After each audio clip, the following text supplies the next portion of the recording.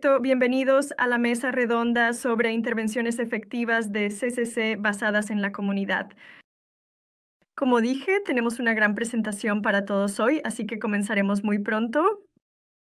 Solo un recordatorio rápido, como mencionó Yoyu en la plenaria, contamos con interpretación, así que por favor seleccionen el idioma con el que se sientan más cómodos. Deberían ver esa opción en la parte inferior de su pantalla. Me complace mucho presentar a nuestros coanfitriones, nuestros copresidentes, disculpen, el profesor Surak Subramanian y el doctor David Gillette. Y también me alegra presentarme como la anfitriona de esta mesa redonda. Mi nombre es Danaka.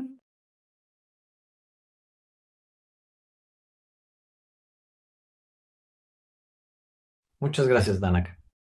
¿Todos me pueden escuchar? Sí, Sí. Mi nombre es David Gillette. Soy cirujano plástico y vivo en Perth, en Australia Occidental. Y cuando me pidieron participar en este grupo me pareció muy interesante porque Australia Occidental es un estado muy grande. Tiene unos 2,5 millones de kilómetros cuadrados, así que es del tamaño de Europa Occidental. Pero solo tenemos 3 millones de personas, así que hay mucho para nuestros pacientes. Muchos de ellos viajan distancias muy largas, a veces hasta 6,000 kilómetros en un viaje de ida y vuelta al hospital. Así que, ¿cómo brindar la mejor atención a estos pacientes sin imponerles una enorme carga de viaje es muy importante para mí? ¿Podríamos ver la siguiente diapositiva, por favor?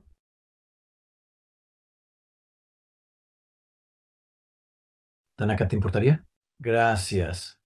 Primero me gustaría presentar al resto de este grupo, y ha sido un gran privilegio para mí trabajar con especialistas tan entusiastas e interesados de todo el mundo.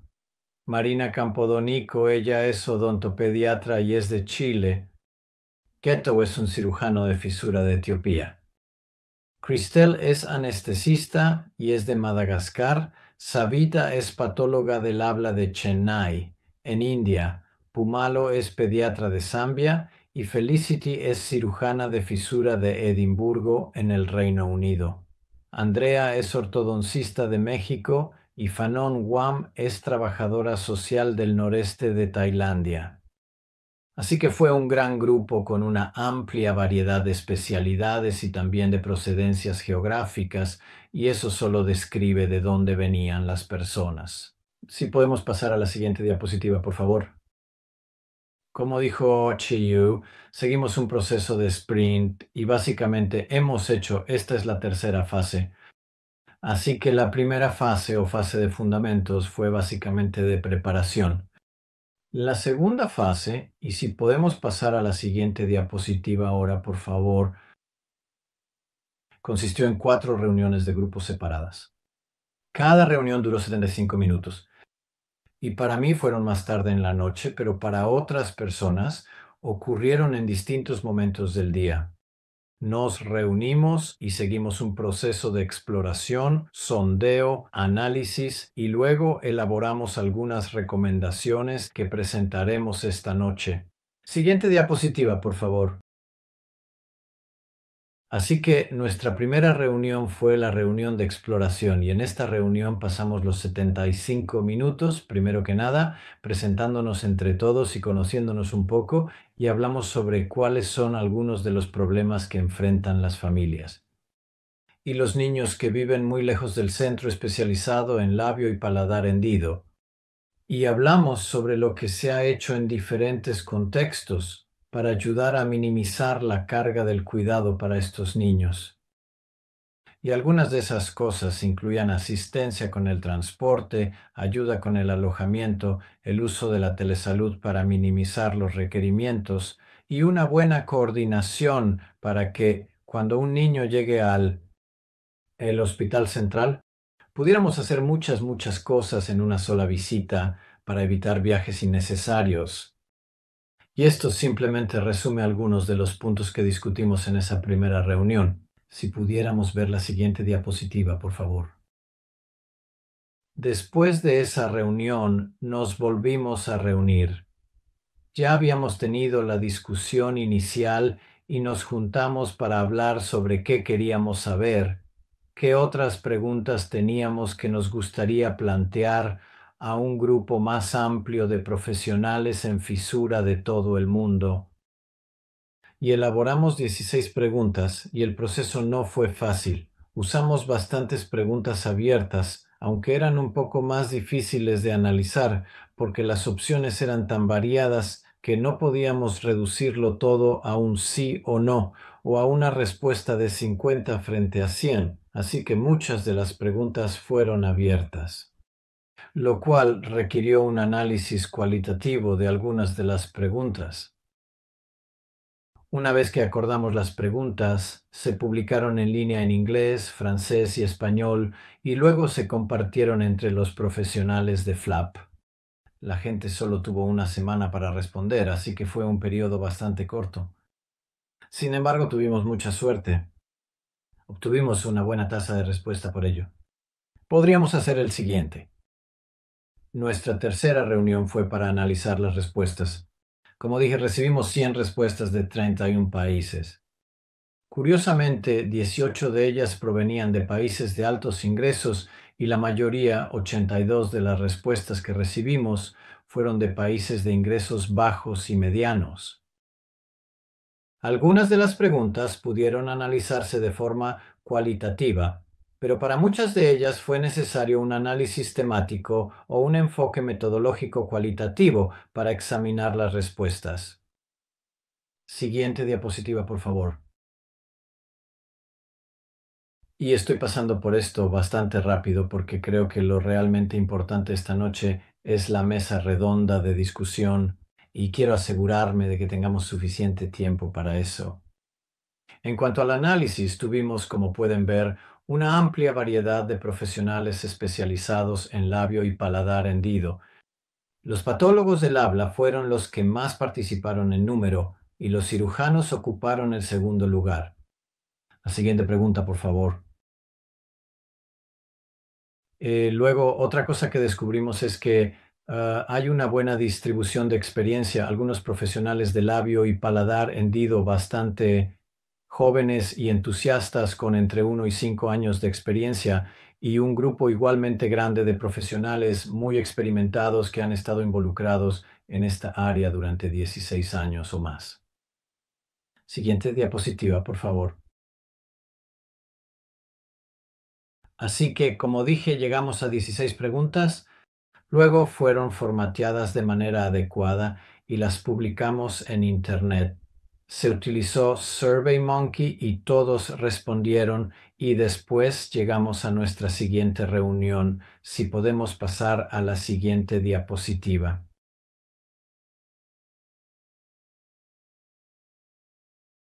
Donde elaboramos recomendaciones. Así que revisamos las respuestas a las preguntas y llegamos a 5 recomendaciones clave. Y Suraj va a entrar en los detalles de estas recomendaciones, pero yo mencionaré rápidamente lo que propusimos.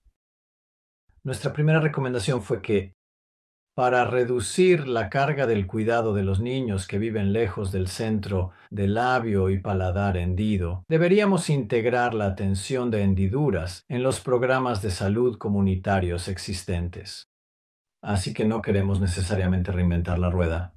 Queremos utilizar los servicios que ya están disponibles. Esta recomendación también incluía que deberíamos establecer un apoyo financiero y logístico integral para el programa. Así que sentimos que, al establecer la financiación necesaria desde el principio y la estructura adecuada para coordinar el programa, tendríamos muchas más probabilidades de tener éxito. La recomendación fue implementar lo que hemos llamado un modelo o modelos de atención híbrida, y con esto nos referimos a una combinación de reuniones presenciales y, cuando sea posible, el uso de telesalud u otras aplicaciones tecnológicas para permitir que los profesionales en hendiduras interactúen con los pacientes y sus familias. La cuarta recomendación fue el desarrollo e implementación de programas integrales de capacitación y apoyo para cuidadores. Y tuvimos diferentes grupos alrededor del mundo que utilizaron distintas técnicas para esto. y consideramos el uso de trabajadores comunitarios de salud, enfermeras comunitarias, médicos locales, incluso los propios pacientes con FLAP, los pacientes mayores, los padres y las familias, los grupos de apoyo para personas con fisura, pero era importante que todas las personas involucradas recibieran una capacitación integral para que comprendieran la atención de fisuras, interactuaran con el equipo central y necesitaban ser capacitados y también recibir apoyo por parte del equipo. La última recomendación fue, aunque es algo muy positivo, reducir la carga del cuidado para nuestros pacientes. Y ciertamente es algo que todos en el grupo estamos muy interesados en lograr. Una de las cosas de las que sentimos que debíamos tener cuidado era que no estuviéramos reduciendo la carga del cuidado, pero también disminuyendo la calidad del mismo. Así que necesitamos estar atentos a los resultados finales. Y cuando se establece un programa como este, es importante que se establezcan desde el principio. Existen procesos de monitoreo e indicadores de resultados que pueden utilizarse para asegurarse de que el programa está funcionando, que de hecho estamos reduciendo la carga del cuidado sin comprometer la calidad del mismo ni los resultados finales. Suraj va a continuar ahora. Suraj es mi copresidente y muchos de ustedes lo conocen como profesor de patología del habla en Chennai, y Suraj va a revisar las recomendaciones con más detalle, así que le cedo la palabra a Suraj ahora.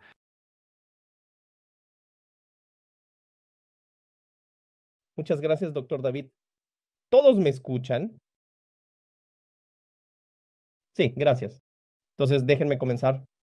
Antes de empezar, quiero compartir algo con los participantes que están aquí. Hay información que voy a compartir con ustedes que puede resonar con ustedes. Ya saben, el tipo de cosas de las que estoy hablando puede resonar, así que ténganlas presentes. Si tienen algunas preguntas interesantes o comentarios interesantes para compartir, por favor, anótenlos para que podamos tener una buena discusión en su momento. Así que, a medida que avancemos en cada recomendación, abordaré los elementos importantes que sabemos que aprendimos de esto. ¿Cómo llegamos a esta recomendación? El doctor David lo ha explicado maravillosamente, pero me tomaré un minuto para explicarlo. Teníamos un conjunto de preguntas que eran abiertas y luego, ya saben, preguntas de sí o no. Estas preguntas abiertas nos abrieron las puertas para obtener los detalles que queríamos presentar. Y la pregunta que tenemos, ya saben, ¿cómo podríamos acercar los servicios a la comunidad? No puede responderse con un sí, no o no aplica. Necesitamos información de las personas para poder entender y así analizar. Y estábamos contentos de haber podido obtener información muy valiosa para compartir con todos ustedes y también aprender de su experiencia durante la mesa redonda. Danaka, ¿podemos pasar a la siguiente diapositiva, por favor? Entonces, permítanme presentar la primera recomendación. Integrar la atención del labio y paladar hendido en los programas de salud comunitarios existentes. Es tan fácil que, como dijo el doctor David, no tenemos que hacer algo nuevo. ¿Cómo podemos hacer que se pueda utilizar con el sistema?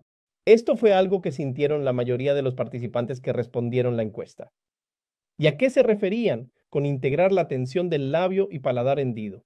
Eso significa que podemos acercar los servicios a sus lugares de residencia. Y para lograrlo, se necesita una red que asegure que nos involucremos con los socios locales de servicios. Podrían ser ONG, organizaciones gubernamentales y todo eso. Y al hacer eso, automáticamente podríamos reducir la necesidad de viajar largas distancias. Así que identificamos que, para lograr esto, un equipo debe invertir mucho tiempo en desarrollar una ruta de atención integral. ¿Cómo podemos comenzar una ruta integral? ¿Por dónde empezar? ¿Con quién conectarse? ¿Cómo avanzar? ¿Y cuáles son todas las alianzas que un equipo debe desarrollar para involucrarse, implementar y brindar atención? Y voy a abordar dos de las razones importantes por las cuales identificamos que esta es una de las recomendaciones clave que debemos compartir, que tiene que ver con mejorar la accesibilidad y la continuidad de la atención. Danaka, siguiente diapositiva, por favor. Bien, así que voy a hablar de esto en función de esta comunidad accesible y lo beneficiosa que es. Toda esta información fue tomada de las respuestas de la encuesta y luego voy a extraer esa información y compartirla con todos ustedes. Entonces, ¿qué escuchamos de los participantes que estaban allí? Y como dijo el doctor David, la mayoría de los participantes provenían de la región de países de ingresos bajos y medianos, LMIC. Ellos estaban muy conscientes de lo que está ocurriendo allí y muy al tanto de los desafíos que enfrentan los pacientes, las familias y los proveedores de servicios. Y pudimos ver que la mayoría de ellos viajan más de 3 horas en un solo sentido para llegar al hospital de atención terciaria. Esto nos permite entender que la accesibilidad es uno de los factores clave que debe abordarse primero. Entonces, para abordar eso, necesitamos integrar el plan que esté más cerca de la comunidad. Siguiente. Siguiente diapositiva, por favor, Danaka. Entonces, ¿qué podríamos trasladar a la comunidad? Y nos sorprendió mucho ver que teníamos todas las opciones enumeradas por los profesionales. Eso significa que, con el tiempo, los equipos se han preparado para ir y brindar servicios en la comunidad. No voy a señalar qué número destacó más o cuál menos, pero quiero resaltar el hecho de que todos los servicios y los esfuerzos realizados por los proveedores de servicios en diferentes partes del país muestran cómo pueden llevarlos a cabo, y lo que más destacó fueron los procedimientos que no requieren cuidados extensivos, procedimientos que no necesitan hospitalización o admisión y que están casi listos para ser ofrecidos a nivel comunitario. Y también vemos algunos elementos como la terapia del habla, atención dental y ajustes ortodónticos. Estos están surgiendo mucho más rápido porque el modelo de telesalud ha apoyado la prestación de estos servicios más cerca del hogar.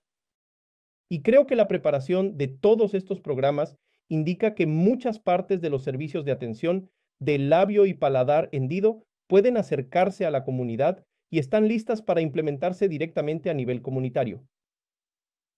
Siguiente diapositiva, por favor. Y la siguiente pregunta que le hicimos a la comunidad fue, ¿sería esto beneficioso? Si un equipo planea acercar los servicios de atención del labio y paladar hendido a la comunidad, ¿sería eso beneficioso? La mayoría dijo que sería extremadamente beneficioso para las familias. Pero no me voy a enfocar en eso porque estamos tratando de recomendar lo que realmente funciona. Voy a enfocarme en la siguiente pregunta. ¿Qué tan viable cree que es llevar los servicios de CCC más cerca de la comunidad? Nuevamente aquí quiero enfocarme en las preguntas que dicen nada factible, ligeramente factible, moderadamente factible, porque ese es el aspecto importante al desarrollar una atención integral o un proyecto. Así que hay que hacer un estudio de viabilidad y verificar si la demografía, la situación geopolítica y el terreno permiten brindar ese tipo de atención o no. Y comprender un modelo es la palabra clave que me gustaría enfatizar aquí. Antes de la implementación y la intención de implementar, hacer un estudio de viabilidad es muy importante. Con eso, concluyo la primera parte de la recomendación, donde integrar los servicios de atención del labio y paladar hendido más cerca de la comunidad es muy importante. Utilizar los recursos disponibles en la comunidad y ver cómo podemos involucrarnos de la mejor manera posible. La siguiente diapositiva, por favor, Danaka. El elemento más importante. ¿Tienes una idea que quieres implementar? Entonces preguntamos, si quieres implementarla, ¿cuáles son todas las cosas que necesitas? E inmediatamente, la primera respuesta que escuchamos fue que necesitamos financiamiento sostenible. Y sabemos que eso surgió como el punto más importante. Promover el acceso equitativo a la atención. Si hay familias que vienen de diferentes lugares, ¿todas deben recibir la misma cantidad de beneficios? ¿Cómo podemos aprovechar los beneficios dentro de la comunidad que está utilizando los servicios, dependiendo de los desafíos individuales? Eso es algo que identificamos como uno de los puntos importantes. Para lograr esto, ¿sabes? La recomendación que creemos adecuada es que debemos diversificar las fuentes de financiamiento. Pensar en un modelo de asociación público-privada dentro de tu sociedad o localidad para ver cuál es la mejor manera de implementar y cuáles son todos los servicios que pueden ofrecerse de forma no monetaria y cómo pueden integrarse en la comunidad. Y eso nos ayudará a identificar modelos de financiamiento sostenibles. Cuando tenemos modelos sostenibles, se puede proporcionar continuidad en la atención. En este contexto, quiero explicar dos aspectos: la sostenibilidad y la promoción del acceso equitativo, basándome en las respuestas que recibimos. Danaka, la siguiente diapositiva, por favor. Entonces, cuando preguntamos cuáles son los elementos importantes que se requieren para apoyar la atención, naturalmente, los recursos financieros surgieron como el aspecto más importante. Y después de los recursos financieros, personal capacitado, de modo que se desea que los trabajadores dedicados sean formados e implementados.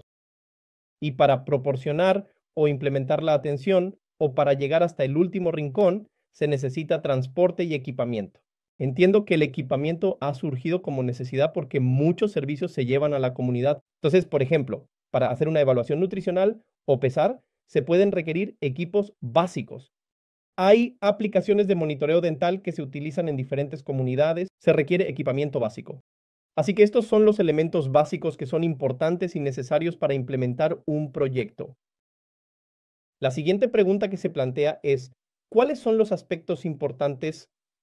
Siguiente diapositiva, por favor, Danaka. ¿Existe alguna preocupación de que un modelo así pueda presentar un desafío? Naturalmente, todos sabemos que no todos los pacientes viven en la misma comunidad o dentro de un radio pequeño de unos pocos kilómetros o algo así. Así que viven de manera muy, ya sabes, dispersa. Así que es muy difícil identificar un lugar común y establecer allí un centro, ya sabes, un centro satélite o de provisión de atención. Por lo tanto, poder identificar los servicios y un lugar para ofrecerlos es un factor importante para una implementación exitosa del programa. Y aunque se acerque a sus hogares, la aceptación por parte de las familias se identifica como uno de los factores importantes para poder recibir atención cerca de sus casas. Y el siguiente desafío con el crecimiento de los servicios de atención para labio y paladar hendido es que hay múltiples proveedores de servicios ofreciendo atención dentro de la misma región. Si ese es el caso, ¿cómo podríamos establecer un servicio de atención en un entorno pequeño? Es una pregunta que surgió como un punto importante que determinará la provisión de atención continua. Y luego está el costo operativo. El labio y paladar hendido no es una condición en la que muchas personas dentro de una comunidad necesiten intervención. Es un grupo muy pequeño. Si ese es el caso, ¿cuál es el requerimiento para establecer una infraestructura y cubrir los gastos recurrentes? Aquí es donde surge la idea de que necesitamos integrarnos a los programas existentes, de modo que los costos de infraestructura y de recursos humanos puedan ser compartidos y aprovechados. Pasando a la siguiente recomendación. Siguiente diapositiva, por favor. Implementar modelos de atención híbridos. Inicialmente, nuestro enfoque era pensar que debíamos implementar modelos de telesalud, pero la respuesta que recibimos fue interesante y decidimos llamarlo implementar atención híbrida, porque todos sabemos que esto es una parte integral del alcance comunitario que podría superar las barreras de acceso y evolucionar como un modelo sostenible. Y para lograr esto, necesitamos tener un marco para el modelo híbrido. ¿Cómo funcionará este modelo híbrido? ¿Cuándo pasará un paciente de la atención por telemedicina a la atención presencial y de la atención presencial de vuelta a la telemedicina? Ese marco es importante establecerlo. Y esto es para todos, ya saben, los profesionales que brindan atención. ¿Y cómo podríamos integrar este tipo de modelo en la comunidad? Era muy importante.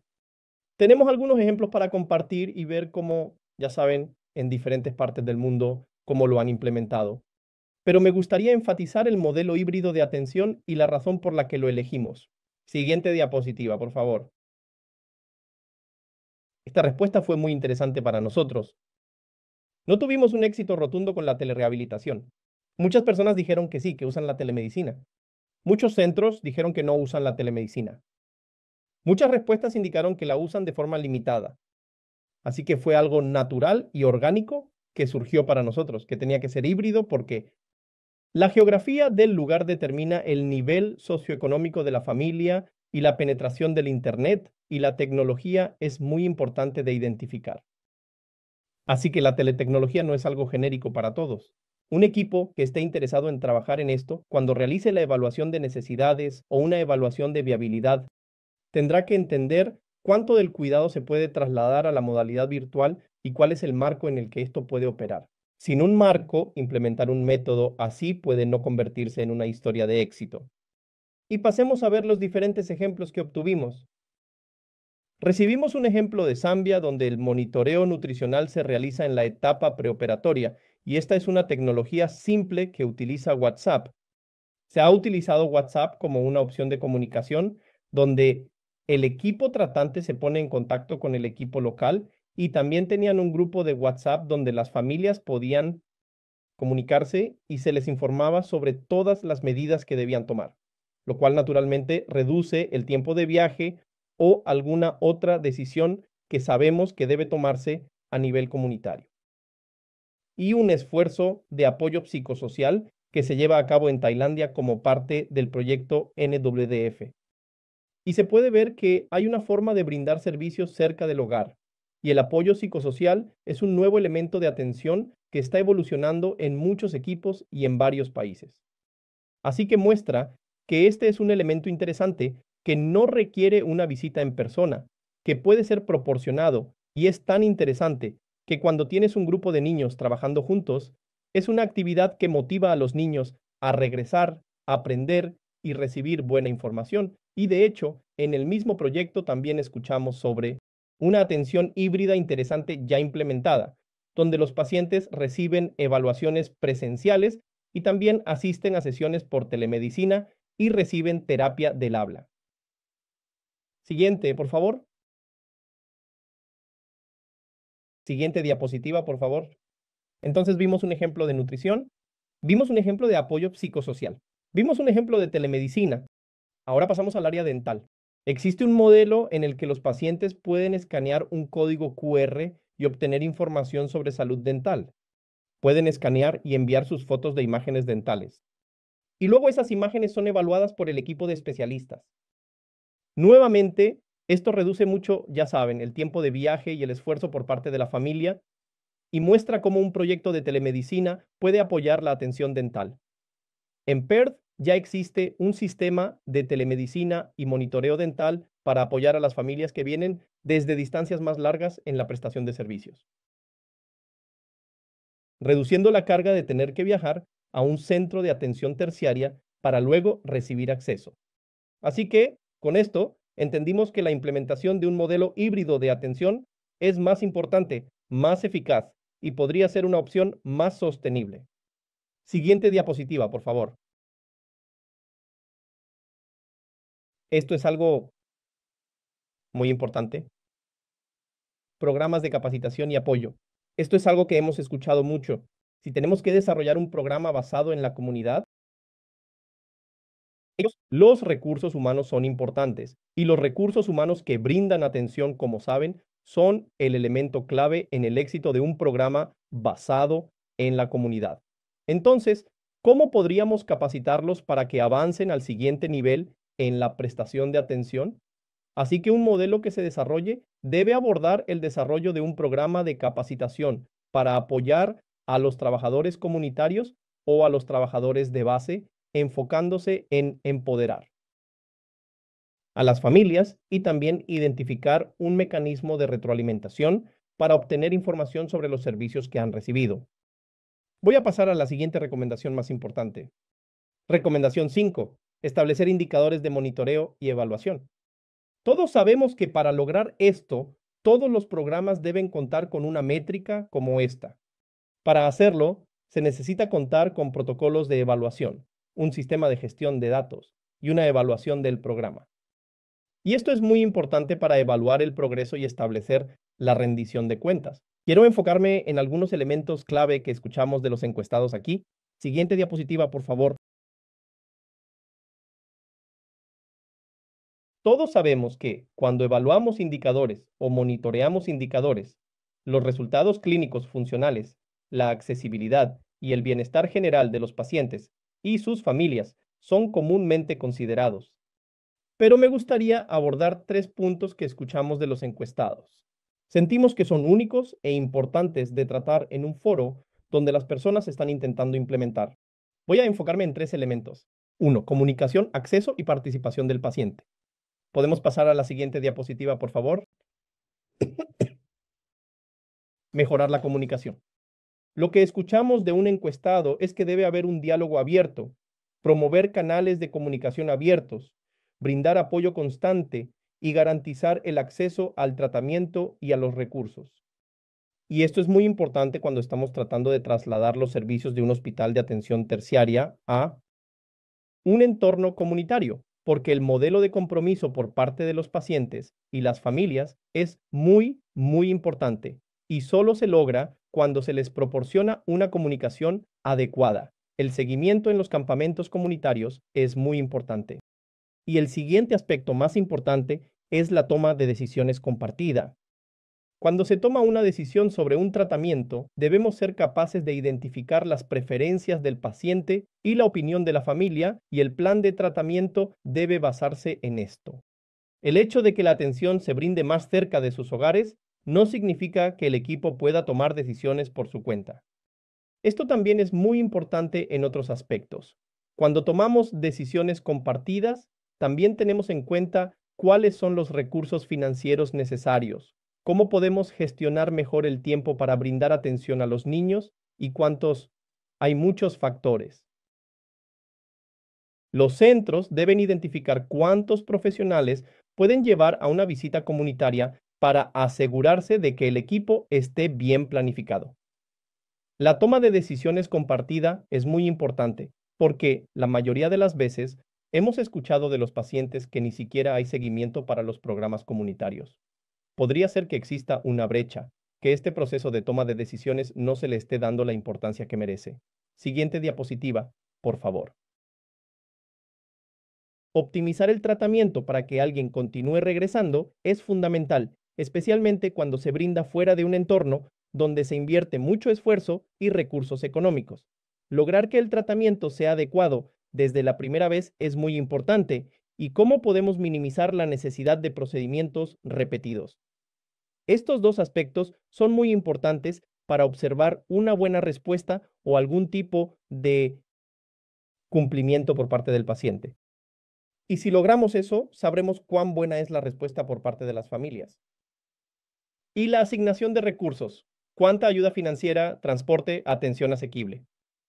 Todo esto entra dentro del marco del análisis de costos para ver si la cantidad de dinero que estamos invirtiendo está produciendo resultados o no. Así que todos estos factores deben tenerse en cuenta cuando intentamos implementar un proyecto de este tipo. Estos son los puntos clave en esta recomendación en particular que surgieron en nuestras respuestas. Creo que un equipo de tratamiento o un equipo interesado en establecer un modelo debe incluir todos estos factores en la etapa de planificación para que puedan desarrollar un modelo que sea más sostenible, más eficiente. Siguiente diapositiva, por favor.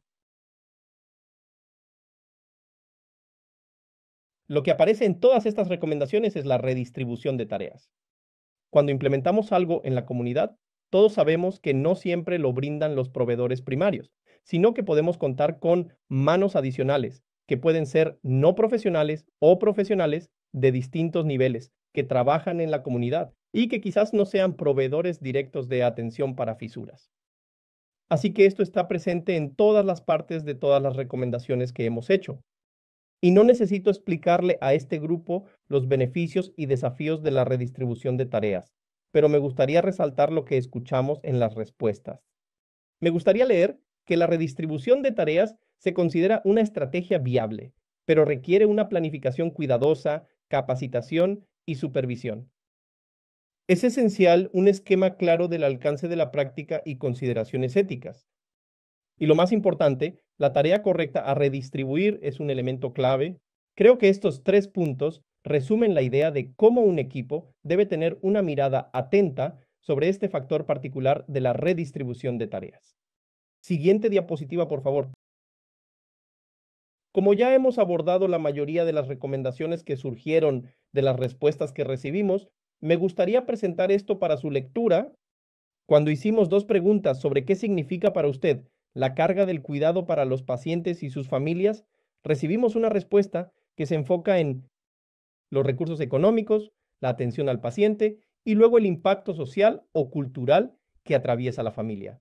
Creo que estos son elementos importantes que se comprenden bien, pero me gustaría centrarme en el punto de cuáles son todos los factores que ellos creen que reducirán la carga del cuidado. Creo que agrupar las citas médicas, incluso si estás realizando un proyecto comunitario, por favor trata de tener en cuenta cómo puedes agrupar múltiples citas al mismo tiempo. Y luego, no creo que me gustaría limitarme únicamente a la cirugía como un solo aspecto. Me gustaría extenderlo a múltiples aspectos más allá de la cirugía. Podría ser dental, podría ser del habla, cualquier cosa que comencemos. Necesitamos iniciarla de la manera más ideal para así optimizar el tratamiento o utilizar los recursos de manera efectiva y que el paciente obtenga el mayor beneficio. Y lo más importante, a veces damos por sentado que este es el nivel de información que los padres o la comunidad deberían recibir. Creo que es importante enfatizar que se debe proporcionar información precisa sobre el tratamiento y también se les debe entregar un plan de acción. A veces el contexto de fondo influye en el profesional o en el equipo, ¿sabes? Existe la posibilidad de que, ya sabes, esta sea la información que pueden comprender o recibir. Creo que debería haber mucho enfoque en cuál es la información exacta y cuál es la respuesta esperada por parte del cuidador o de la comunidad. Eso debe ser enfatizado. Con esto, me gustaría hacer un resumen y estoy seguro de que tendrán múltiples preguntas para plantear en la mesa redonda. Le cederé esta sesión a Marina, quien dirigirá la mesa redonda por nosotros. Gracias a todos.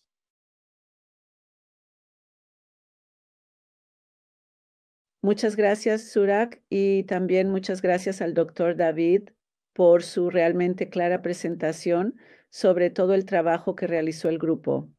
Y así, por favor, me gustaría invitar a todos los participantes a participar en la mesa redonda. Hemos señalado algunas preguntas, así que primero, si alguien quiere hacer cualquier comentario, nos encantaría escucharlo.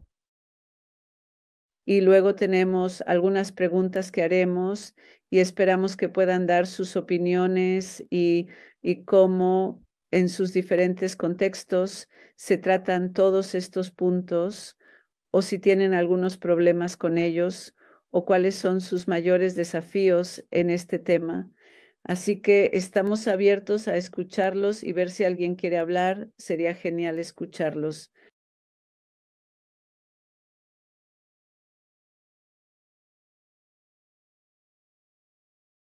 Por favor, por favor, por favor. Fernando, soy un patólogo del habla de Filipinas. Una de las cosas que hacemos aquí en mi país, cuando intentamos desarrollar atención médica basada en la comunidad, es coordinarnos con las unidades del gobierno local, en los pueblos pequeños, etc. ¿Por qué? Porque, en primer lugar, algunas de estas unidades gubernamentales tienen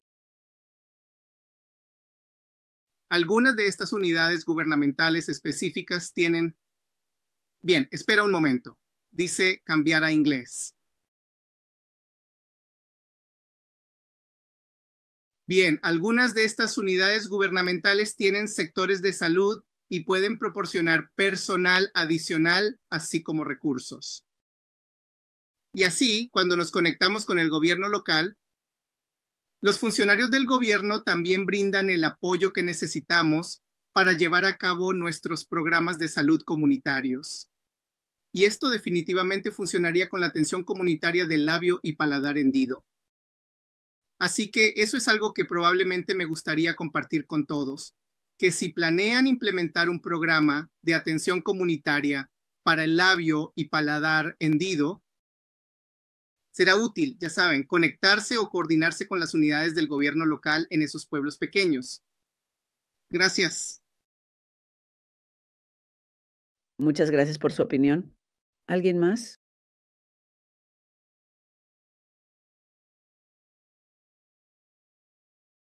Daniel, tal vez tengas alguna opinión.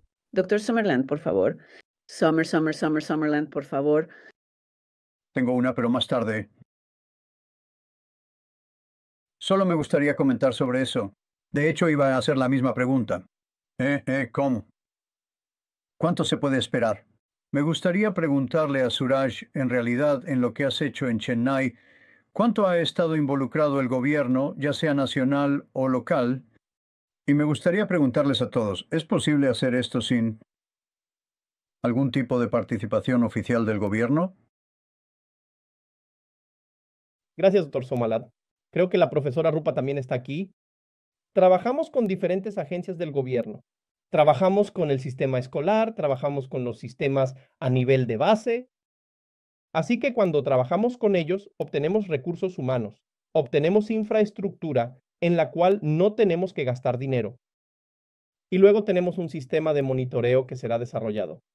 Así que el único esfuerzo que el equipo de tratamiento tendrá que hacer es llevar a los profesionales y los instrumentos allí. De esta manera, reducimos automáticamente los costos generales como la factura de electricidad, la instalación de infraestructura y otros trabajos relacionados. Y también existe la oportunidad de que cuando trabajamos con el gobierno se cuente con más de un centro satélite. No se depende de un solo lugar. Se puede trasladar de un lugar a otro y utilizar los recursos disponibles allí. Así que creo que trabajar con ellos aporta muchas contribuciones no monetarias. Genial. Gracias, Suraj. Felicity, por favor. Hola a todos. Una pregunta para todos, pero en particular para Fernando. Sigue el punto que tú mencionaste y que también mencionó Brian. Filipinas es genial porque tiene una geografía muy desafiante y en particular en salud materno-infantil tienen una estructura increíble. Pero estamos viendo esto en esta sala desde una perspectiva de labio y paladar hendido. Y si cada grupo de especialistas fuera a todos los centros comunitarios locales y dijera, esto es lo que deben hacer para transferir tareas de atención a nuestros pacientes con labio y paladar hendido. ¿Alguien más lo dice por el cáncer? ¿Cómo manejamos eso de manera práctica sin que el centro de salud comunitario diga, oh, otro más? Acabo de escuchar a la gente del cáncer y ahora vienen los de fisuras. ¿Alguna estrategia para integrarlo de la manera menos cargada posible? Pero también alguna estrategia para asegurarnos de que el tema del labio hendido no se olvide. Es un equilibrio complicado. Bien, Fernando, por favor. Sí, si me permiten. Una de las cosas que podría ayudar a un grupo de atención para labio hendido al ingresar a una comunidad es primero identificar cuáles son las prioridades de salud de esa comunidad. Siempre habrá un sector enfocado en el cuidado y la salud infantil. Y si esos sectores están presentes, entonces eso abriría el camino para que la atención del labio hendido forme parte de ello. Y luego eso se convierte en una agenda integrada de la comunidad local. Así que cosas como esa ayudarían porque va a ser parte de su programa de atención a la salud infantil. Espero que eso responda a su pregunta o que sea de ayuda. Antes de continuar, una de las cosas que me gustaría añadir a lo que respondió Suraj hace un momento sobre el apoyo del gobierno local es que a veces hay grupos cívicos y sociales en comunidades pequeñas. También se les puede recurrir para apoyar, ya sabes, estos proyectos. Y muchos de estos grupos cívicos y sociales tienen conexiones con industrias privadas, empresas privadas que pueden proporcionar apoyo financiero o logístico al proyecto de labio y paladar hendido. Así que esas son las entidades. Esas son las personas a las que se puede recurrir en una comunidad si queremos poner en marcha también la atención comunitaria del labio hendido. Gracias. Gracias. Doctor Yuri, usted ha estado esperando pacientemente. Muchas gracias. Gracias. Solo quiero decir que la idea de la carga del cuidado fue mencionada incluso en el proyecto Eurocleft como una parte importante de la calidad del tratamiento. Así que esto me deja con una gran pregunta. ¿Cómo medir, primero, la elección del mejor protocolo con menor carga de cuidado y también cómo medir la carga de cuidado de mi propia actividad? ¿Cuántas cirugías, cuántas visitas? Así que si podemos incluir este criterio, la carga del cuidado, en la buena práctica, también debería formar parte de la buena práctica en todos los estudios. Probablemente este parámetro, la carga del cuidado, debería tomarse más en serio como una medida de buena práctica. Eso es todo lo que quería decir. Gracias. Julieta,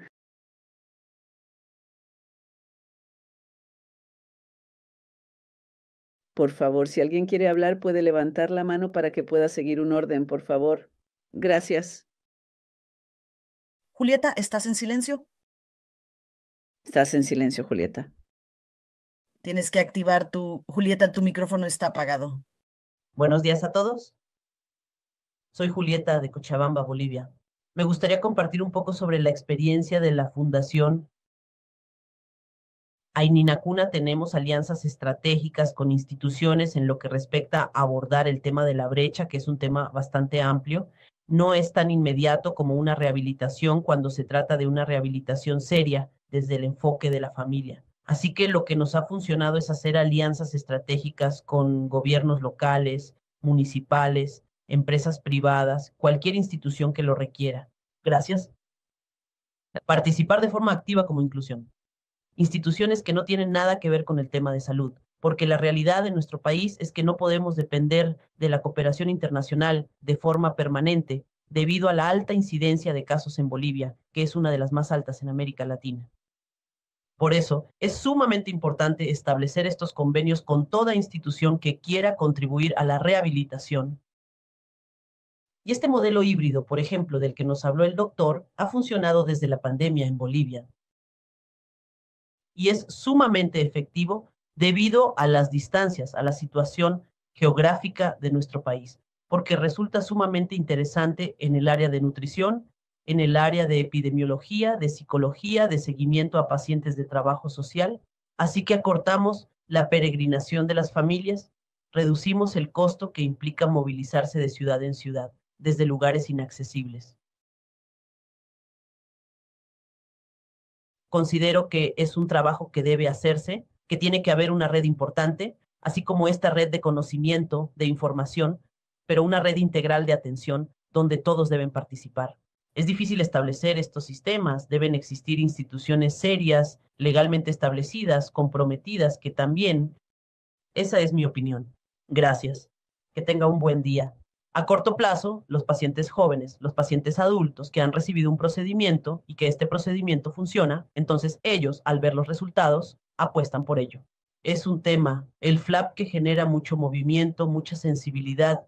Hay que saber cómo conducir esto para realmente lograr una rehabilitación de calidad. Gracias, Marina. Muchas gracias, Julieta. Gracias, Julieta, por tu opinión. Es realmente interesante, creo. Espero que todos hayan podido ver la traducción. Doctora Marina, tenemos unos 13 minutos para revisar las siguientes preguntas y luego tal vez podamos tener más preguntas y después pasar a la siguiente ronda. Bien, entonces le daré la palabra a Savita y luego pasamos a la siguiente pregunta. Muchas gracias, Suresh. Gracias, Marina. Solo quería añadir algo a la discusión que inició Fernando. Creo que cuando hablamos de intervenciones basadas en la comunidad a las que nos estamos refiriendo, antes de comenzar cualquier cosa, es muy importante que hagamos una evaluación de necesidades a nivel comunitario. Entonces, se trata de intentar entender qué es lo que realmente se necesita en la comunidad. Y eso también podría implicar tratar de identificar cuáles son los recursos que ya existen en la comunidad. Podría ser cualquier cosa. Podría ser una red gubernamental ya establecida. Podrían ser otras ONG u otros sistemas que ya estén en funcionamiento. Y si intentamos integrar estos dos elementos, entonces creo que la sostenibilidad de los programas que iniciemos sería mucho mejor. Muchas gracias. Gracias. Entonces podemos pasar a Danaka. ¿Puedes poner la pregunta en pantalla para que todos puedan verla? Muchas gracias.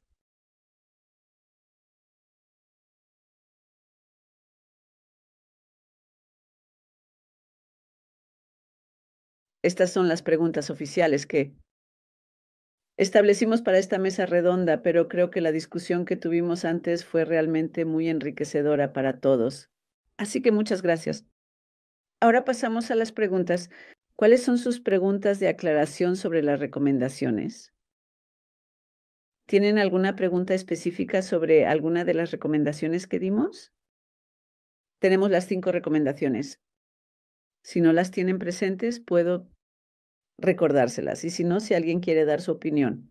Voy a leer las recomendaciones para que las tengan claras nuevamente. La primera fue integrar la atención del labio y paladar hendido en los programas de salud comunitarios existentes. La segunda fue establecer un apoyo financiero y logístico integral para el programa. La tercera fue implementar modelos de atención híbridos. La cuarta fue desarrollar e implementar programas integrales de formación y apoyo para cuidadores. Y la última fue establecer indicadores de monitoreo y evaluación. ¿Hay alguna pregunta sobre esos temas, por favor? ¿Puedo hacer un comentario? Sí, por favor. Primero que nada, Suraj, fue una excelente presentación. Muchas gracias. Estoy totalmente de acuerdo con Savita en que necesitamos evaluar lo que cada comunidad necesita, pero creo que en general lo que debemos hacer es maximizar el uso de la tecnología. Y por supuesto, la telesalud es una parte importante de lo que se puede hacer para aumentar el acceso, pero creo que debe ser casi un enfoque por etapas. Entonces, para comenzar, la telesalud puede usarse para brindar servicios directos y hemos descubierto que, en particular con la patología del habla, es realmente fácil ofrecer servicios a través de la telesalud. Es efectiva, económica y conveniente. Así que servicios directos. Pero aún más que eso, creo que necesitamos usar la tecnología para capacitar a personas en las áreas locales. Y eso puede ser a través de cursos en línea, libros digitales, libros electrónicos, ya sabes, cosas que sean económicas y accesibles sin importar dónde vivas.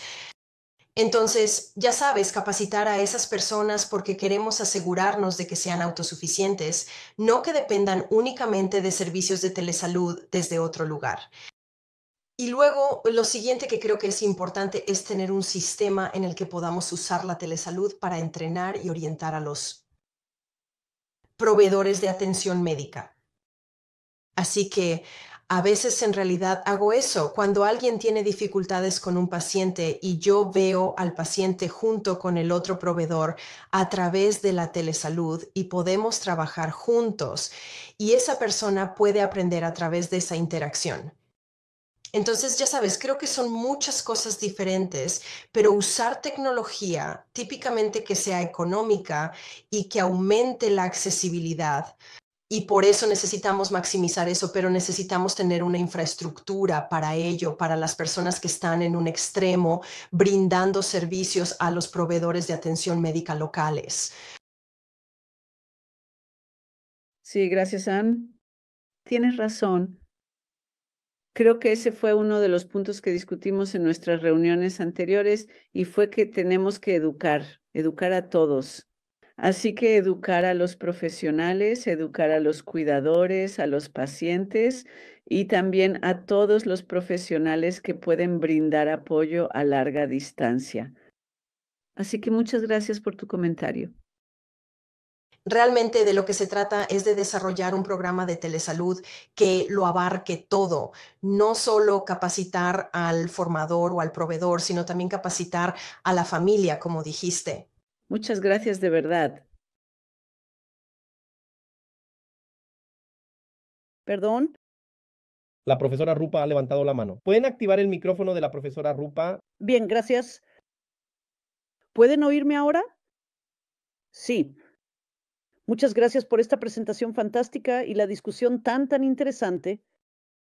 Saben, habiendo estado involucrada en un proyecto comunitario durante bastante tiempo, una de las partes en las que no hemos trabajado lo suficiente, pero creo que deberíamos, es que para lograr la sostenibilidad y la estabilidad financiera, debemos ser capaces de identificar, documentar, fomentar e incluir lo que la comunidad genera para nosotros en términos de tiempo, espacio o recursos.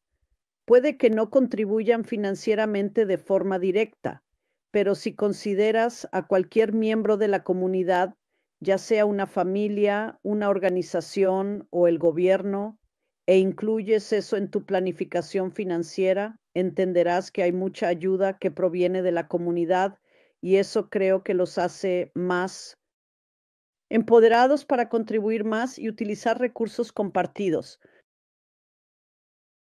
A veces no es fácil en las comunidades establecer recursos independientes para el FLAP, porque en una comunidad grande puede que solo haya unos pocos niños, pero poder encontrar los recursos comunes y dar crédito a esa ayuda de la comunidad local marca la diferencia.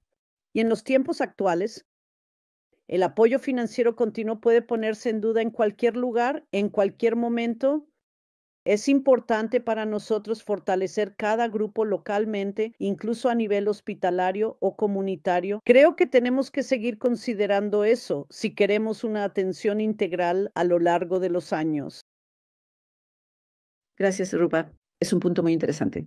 Muchas gracias. ¿Alguien más? ¿O deberíamos pasar con Felicity, por favor? Solo una pregunta si alguien tuvo alguna reacción a lo que encontramos en la encuesta sobre la adopción de la telemedicina. 1/3 la usó, 1/3 no, y 1/3 dijo que a veces. ¿Les parece sorprendente o no les sorprende? ¿Vieron algún cambio? Alguien comentó en el chat que se usó durante el COVID, pero menos ahora. Así que me pregunto si les sorprenden esos resultados, si quieren discrepar o si tienen ideas sobre cuáles podrían ser las barreras.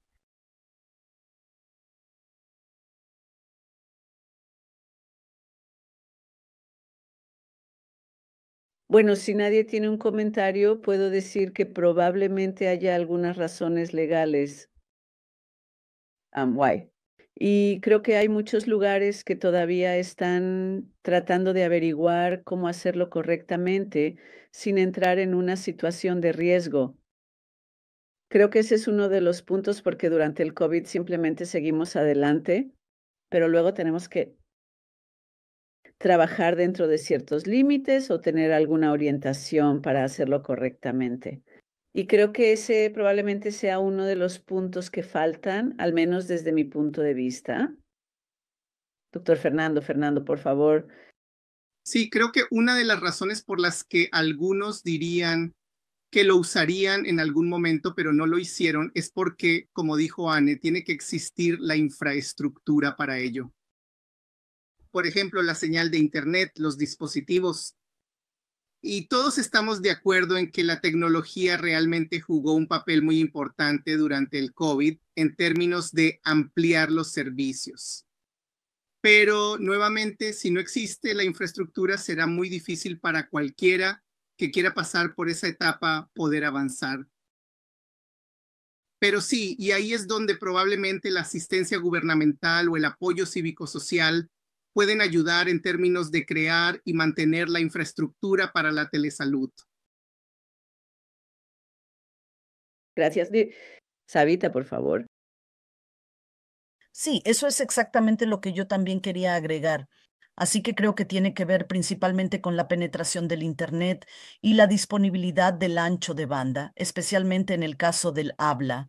Cuando hablamos de ello, realmente necesitamos un buen ancho de banda para poder hacer una videollamada. No es suficiente si solo obtengo un buen audio. ¿Necesitamos una videollamada? Y entonces, la disponibilidad del dispositivo en el lado del paciente es otra cosa que ha marcado la diferencia. Así que hay muchos centros que conozco donde, a pesar de que existen opciones de telesalud o terapia del habla a distancia, probablemente solo se brinda con éxito a un pequeño porcentaje de la población, dependiendo de dónde estén disponibles y cuál sea la infraestructura disponible en ese lugar. Muchas gracias. Así que pasaremos a otra pregunta.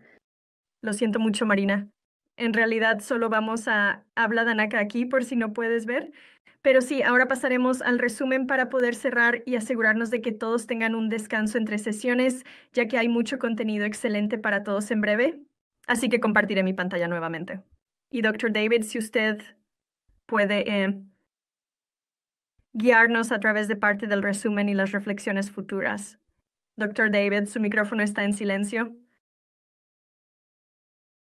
Perdón, muchas gracias, Danaka, y gracias a todos por esos excelentes comentarios.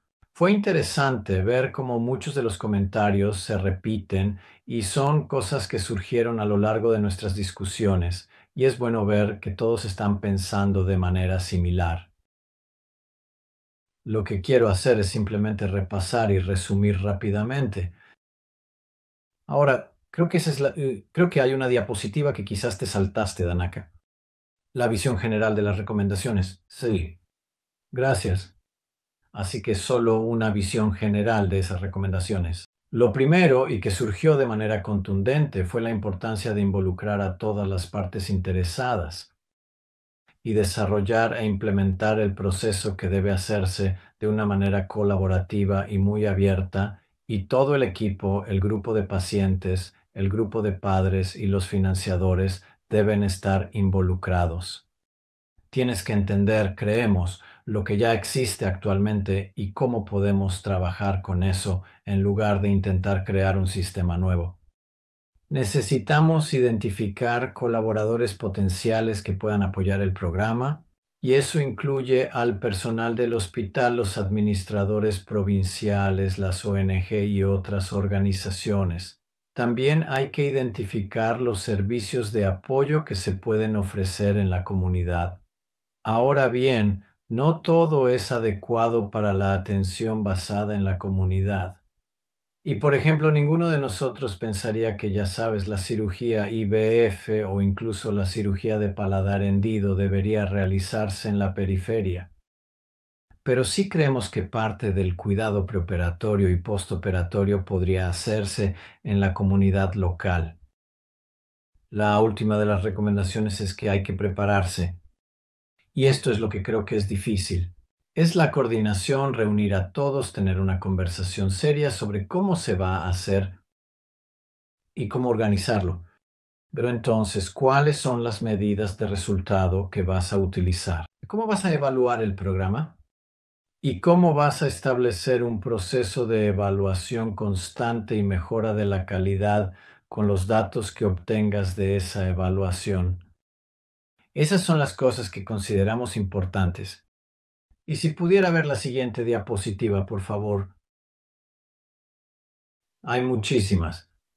La mente se asombra ante las oportunidades de investigación en esta área, y realmente creo que es un área vital. Y cuanto más tiempo estás involucrado en el cuidado de pacientes con labio y paladar hendido y hablas con las familias a las que has atendido desde que eran bebés, te das cuenta de lo grande que es la carga del cuidado de estos pacientes, tanto para ellos como para sus familias. Y creo que es algo en lo que todos debemos trabajar para mejorar. Una de las áreas que consideramos valiosas para la investigación es el desarrollo de modelos de colaboración interdisciplinaria. Y eso es muy difícil. Y también con los líderes comunitarios y los responsables de políticas públicas. ¿Cómo se analiza la rentabilidad de los diferentes modelos de intervención? Porque algunas de las cosas de las que estamos hablando costarán dinero, pero otras también ahorrarán dinero. Así que puede haber, y en general podría equilibrarse. Podrías ahorrar dinero en tu presupuesto de transporte, pero tal vez necesites aumentar el presupuesto para telesalud o para financiar servicios en las zonas periféricas. También investigar la sostenibilidad a largo plazo de estas intervenciones.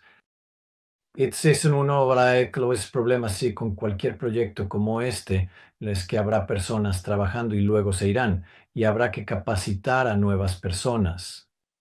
Mantener esa continuidad en el personal y la experiencia. Y lo último que quiero mencionar es realizar estudios longitudinales para evaluar el impacto a largo plazo de estas intervenciones en los resultados de salud. Y debemos asegurarnos, como dije antes, de que no estamos reduciendo la carga asistencial, simplemente eliminando servicios importantes. Necesitamos poder ofrecer los servicios necesarios para obtener los buenos resultados que todos queremos, pero reduciendo la carga asistencial para el paciente. Así que ese es mi resumen muy rápido porque sé que estamos cortos de tiempo. Danaka, ¿pasamos directamente ahora a la próxima reunión? No, todavía tenemos un par de minutos más para dar algunos agradecimientos rápidos. Un agradecimiento muy grande a nuestros dos copresidentes, el Dr. David y el profesor Suraj, por todo su arduo trabajo a lo largo de este proceso y sus valiosas ideas. Y también un enorme agradecimiento a los miembros de nuestro SGI-1. Sin la participación y el compromiso de todos, esto no habría llegado a ser lo que fue. Esperamos que todos hayan encontrado algo interesante en nuestra mesa redonda.